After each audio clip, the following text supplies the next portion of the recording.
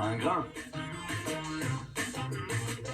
Nom Sesamum indicum, surnom sésame, origine Afrique.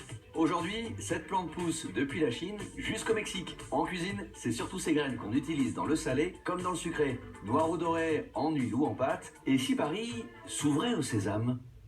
À 2 pas de la République, on démarre rue Béranger où vient de s'installer Umami, une épicerie dédiée aux produits japonais issus de petits producteurs. À sa tête, Jean Béguin et monsieur a le Béguin pour le sésame.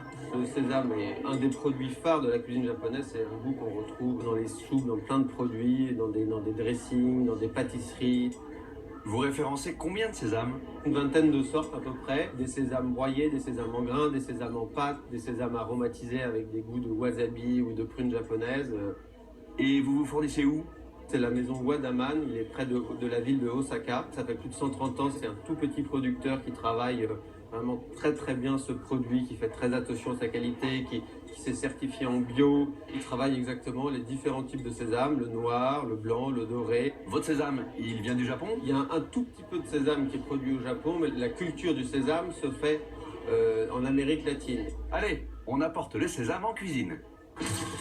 Direction le 12e. Rue Crozatier, j'ai rendez-vous chez Will. Will, comme William Pradelex.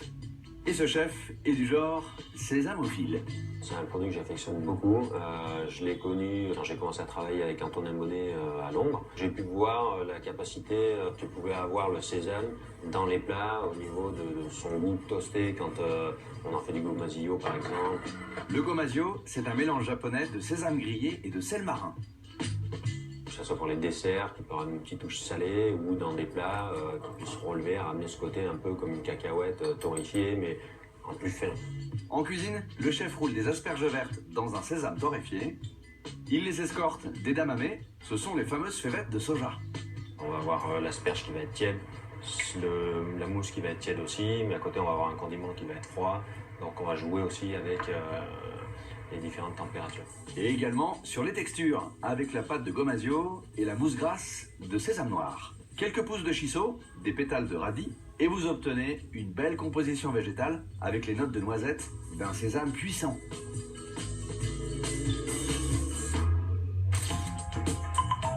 Pour le sucré, on file rue Lamennais, dans le 8e, chez Taïwan. La maison propose un dessert mangue, coco et sésame noir.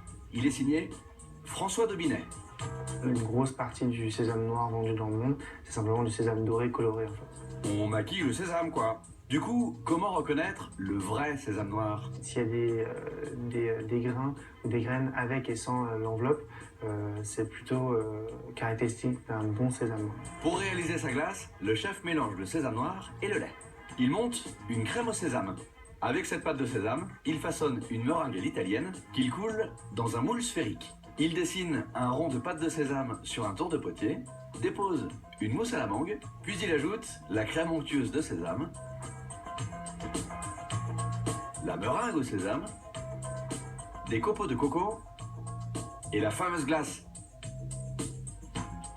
Vous obtenez un mangue coco sésame aux influences tropicales. La mangue apporte une jolie vivacité aux notes grillées d'un redoutable sésame noir. Chez Taïwan, le sésame est de taille. On récapitule.